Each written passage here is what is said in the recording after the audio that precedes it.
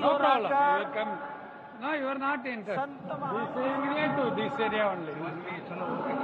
हैं मस्तक नमन किया है।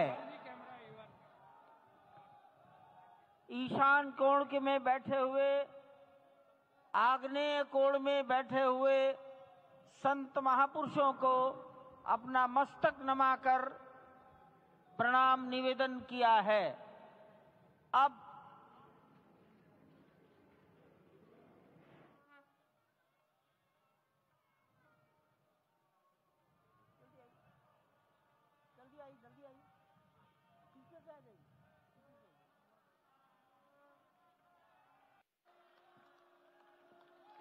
मैं आपसे निवेदन करूंगा, अभी थोड़ा आसन ग्रहण करिए।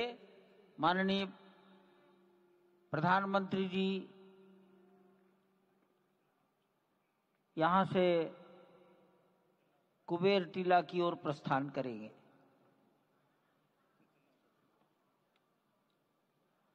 माननीय प्रधानमंत्री जी के यहां से स्थान से प्रस्थान के पश्चात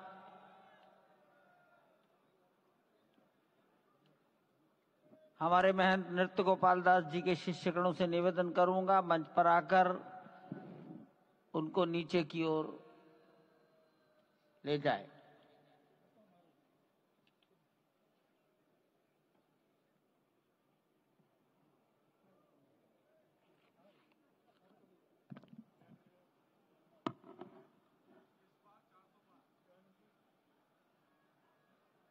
जानकी दास जी अब मंच पर आ जाइए।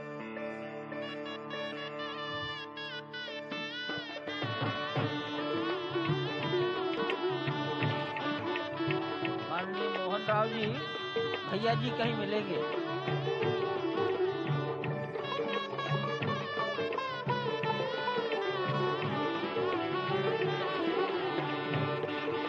माननीय प्रधानमंत्री जी साधु संतों के निकट की ओर जा रहे हैं।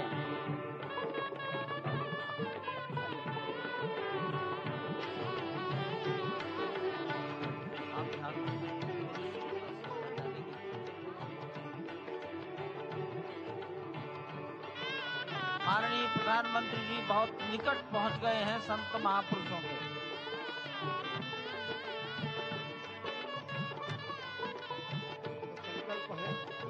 देव से देश और राम से राष्ट्र का निर्माण, यानी कि राष्ट्रीय चेतना में जो राम विराजे हैं वो राष्ट्रीय जनमानस में राम के गुणों का अवतार हो। मानस में जो राम हैं उनके गुणों का भारत के जनमानस में अंगीकार हो।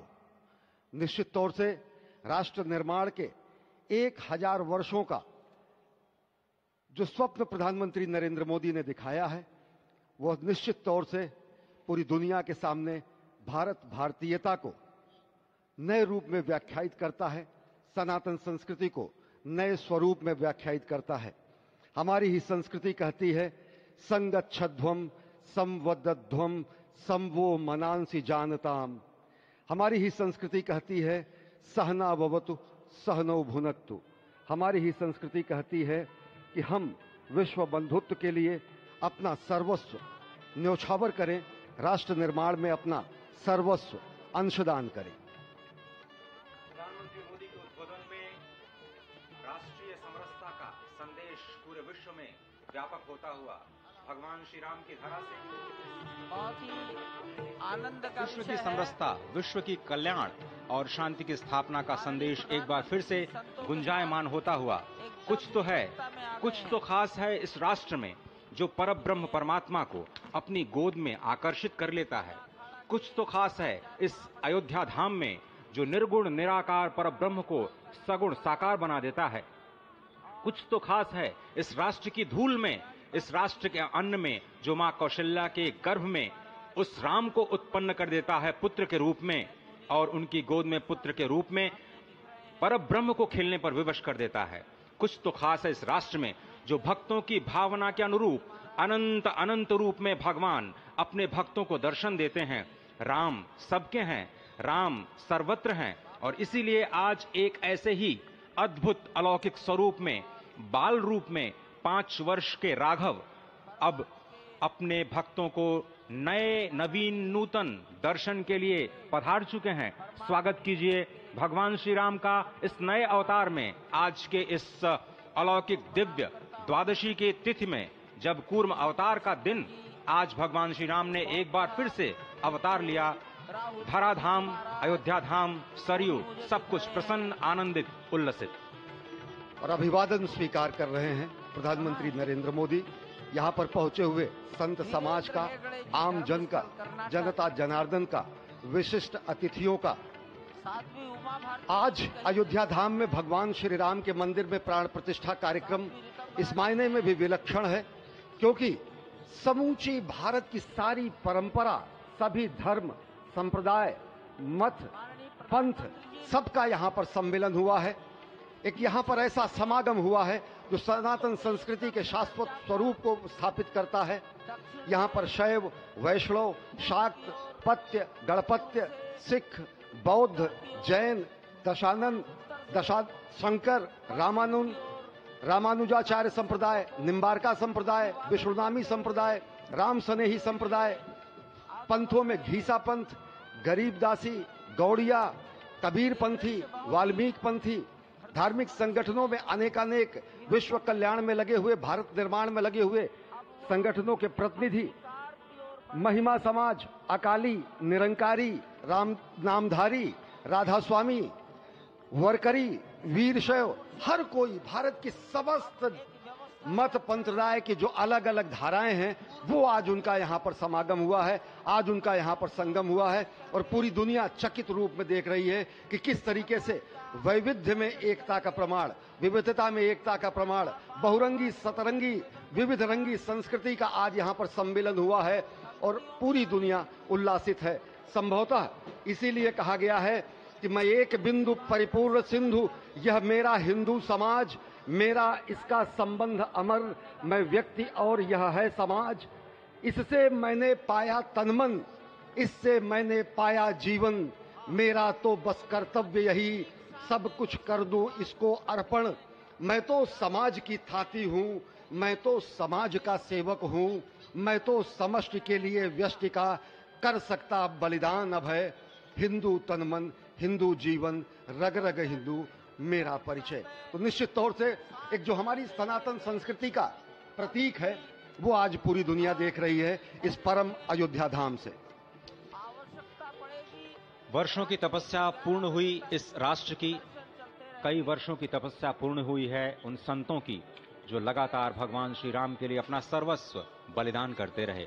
तपस्या पूर्ण हुई है स्वयं प्रधानमंत्री की जो लगातार पिछले 11 दिनों से विशेष उपवास अनुष्ठान में हैं। उनकी प्रतिज्ञा पूर्ण हुई क्योंकि वो विशेष तौर पर श्रीरंगम और श्री रामेश्वरम से खुद भगवान श्री राम के लिए उपहार लेकर के आए। और उपहार तो समस्त देश से यहाँ पर पहुंच रहे हैं। कोई रामलला के लिए भोग न्यौछावर कर रहा है, तो कोई उनके पोशाक तैयार कर रहा है, कोई उनके लिए हीरे जवाहरात भेज रहा है, तो जनकपुर और मिथिला वाले भार भेज रहे हैं। उस भार में सोना है, चांदी है, भाव है, भंगिमा है, प्यार है, दुलार है, संस्कार है। तभी तो भगवान श्री राम सबके हैं, सर्वत्र हैं। और इसीलिए शायद ही कोई ऐसा राज्य हो इस राष्ट्र का जिसने भारत भूमि में, अयोध्या धाम में भगवान श्री राम के नव्य और भव्य मंदिर के निर्माण में अपना योगदान न दिया हो।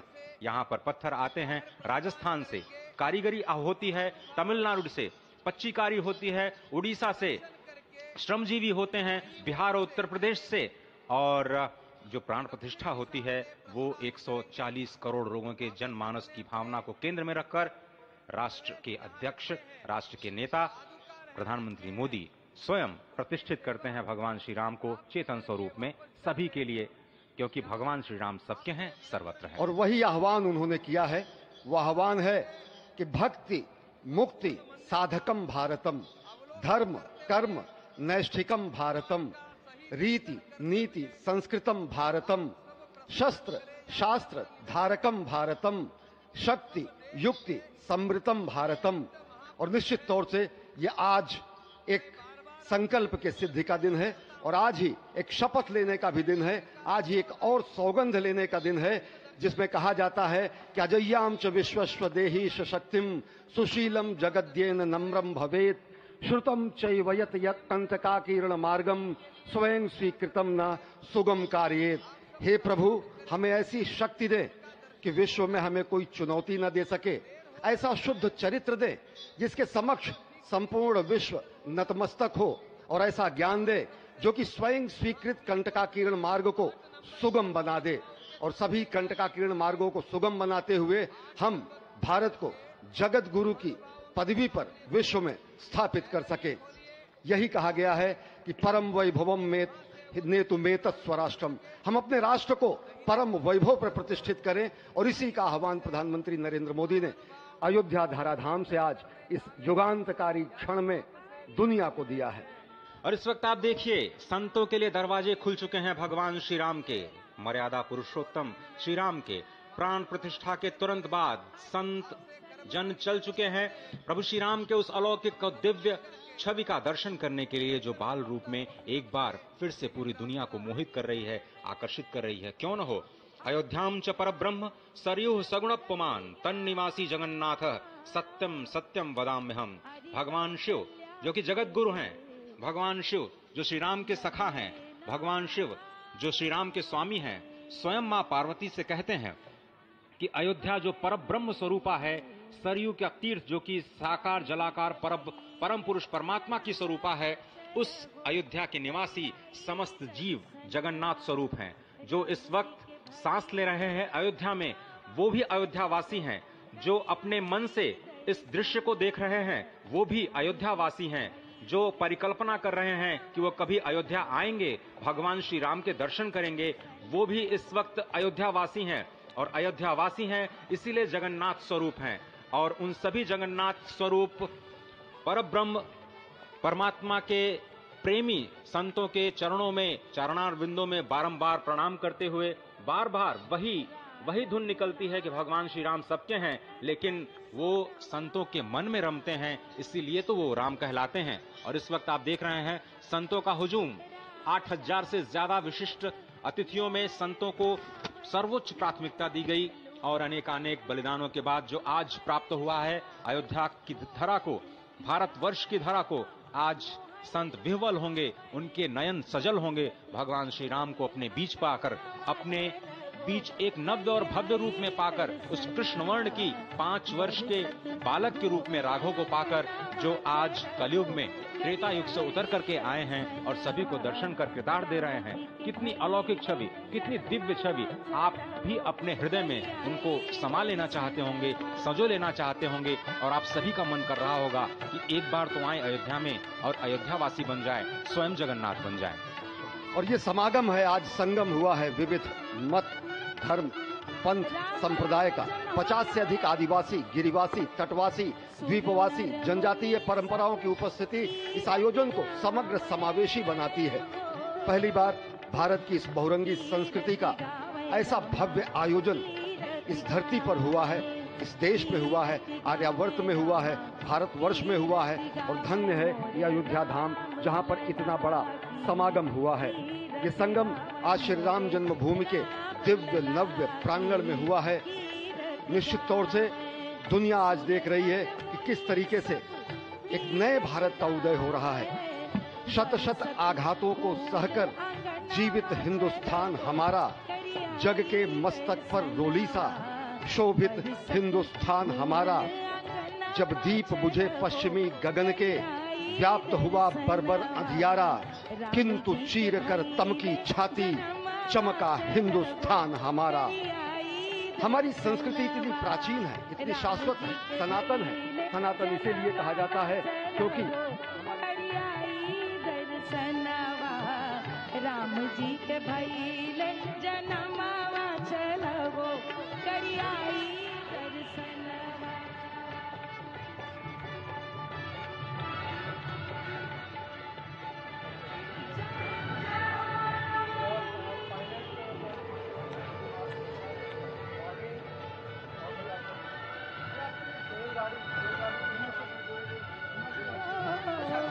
छल के छत्रपति सिंह, दिलीप, छत्रपति और दिलीप दोनों मंच की ओर आ सकते हैं। आ जाओ, धैर्य से चलिए। छत्रपति सिंह और दिलीप दोनों अगर कहीं मेरी आवाज सुन रहे हो, मंच पर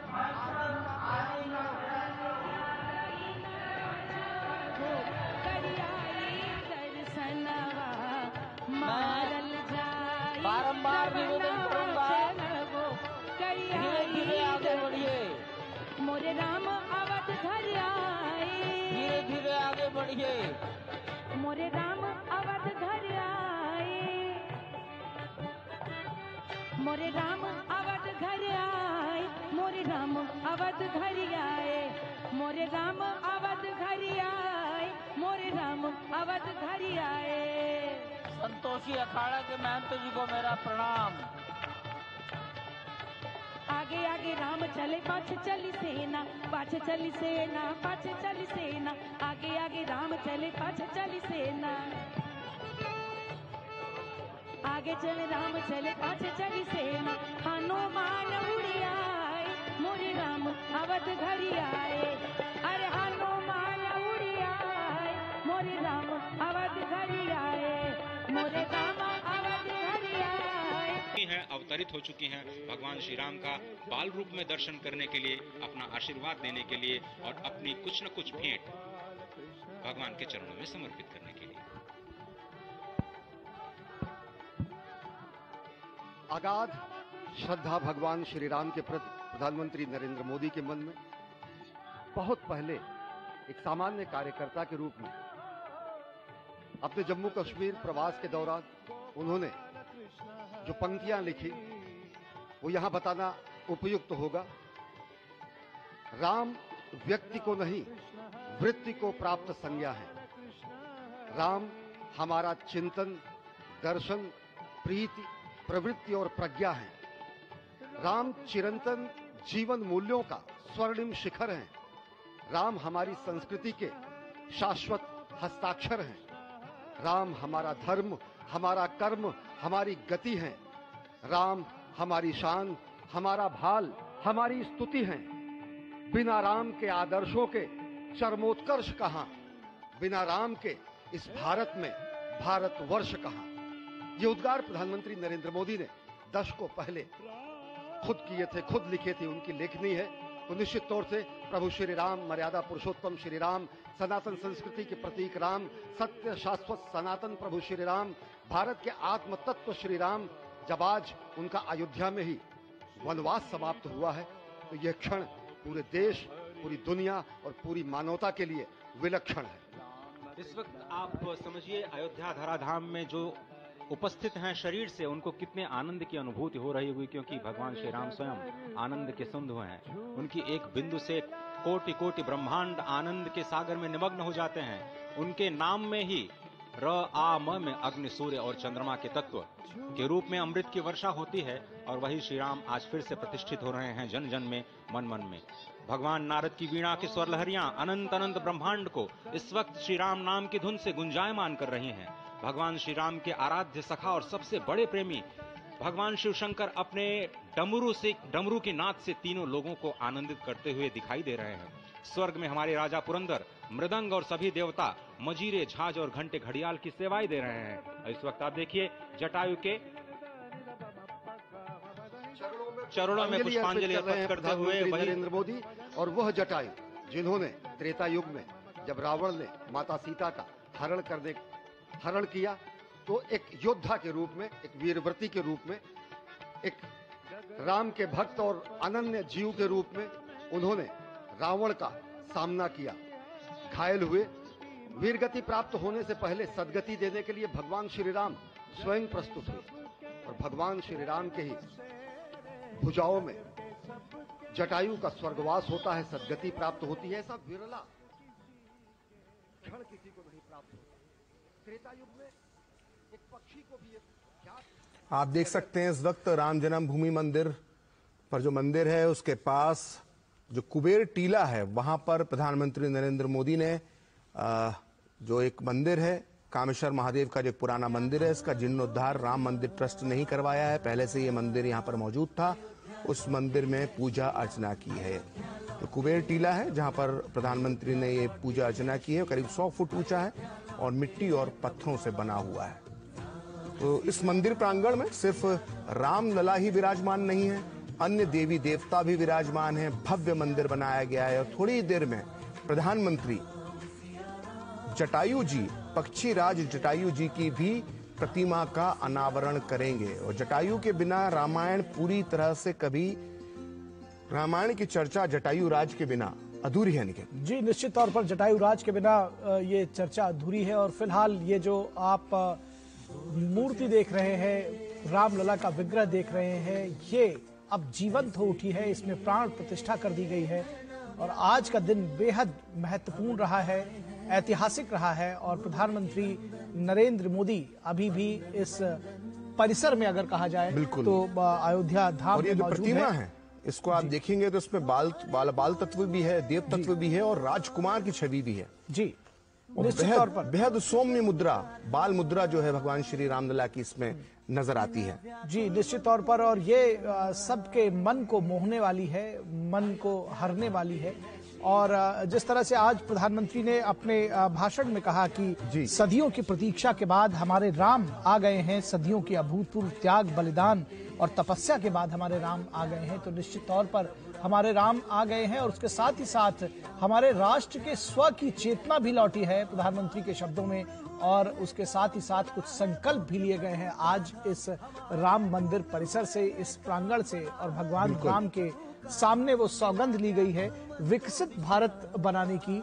ये इस बात की सौगंध ली गई है कि अब परिश्रम की पराकाष्ठा करेंगे और ये जो समय है यही उत्तम समय है, यही सही समय है और इस समय को खाली नहीं जाने देंगे।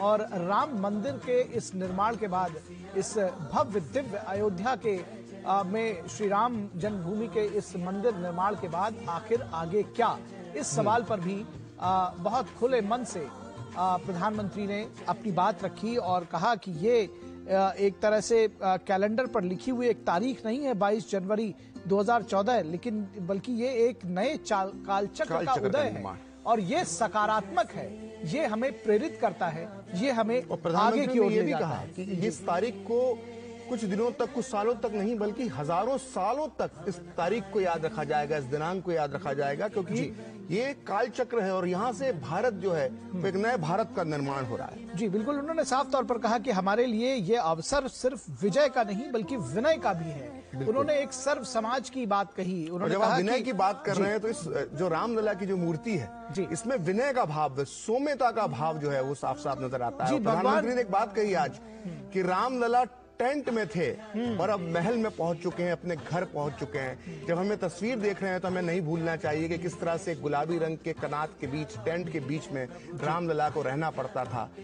वहां पर सिंहासन की जगह जो है वो नुकीले पत्थर निकले हुए थे और उन्होंने हमें ये भी नहीं भूलना चाहिए कि फूलों की जगह पर वहां पर नुकीले पत्थर थे, बंजर टीला था और वहां पर रामलला रहे थे। और आज वो रामलला जो है एक महल में प्रवेश कर गए हैं और दिव्य मूर्ति, दिव्य प्रतिमा हमारे दर्शक देख सकते हैं। वो आभा मंडल नजर आ रहा है रामलला को और रामलला को का स्थान यही था, यही रामलला को विराजित होना था। और आज रामलला 500 साल की तपस्या रूप है। और आपने दूसरी बात जटायु की बात कही है, जटायु का टीला है, दरअसल जटायु की तस्वीर का अनावरण कर दिया, अनावरण कर रहे हैं उस प्रतिमा का। ये देखिए कितनी भव्य ये मूर्ति है और निश्चित तौर पर जटायु, गिद्धराज जटायु आज भी याद किए जाएंगे कि जिस तरह से प्रधानमंत्री ने कहा कि वो जानते थे कि वो महाबली रावण के खिलाफ युद्ध नहीं जीत पाएंगे उनके विरुद्ध, उसके बावजूद यहाँ तुलसीदास जी का हमें जिक्र करना जरूरी है, जो उन्होंने जटायु के पूरे चरित्र का वर्णन किया है। जब जटायु सीता हरण को रोकने में भले नाकाम हो गए लेकिन अपने प्राणों का जो उन्होंने बलिदान दे दिया और जब घायल अवस्था में थे और जब राम उनसे मिलने पहुंचे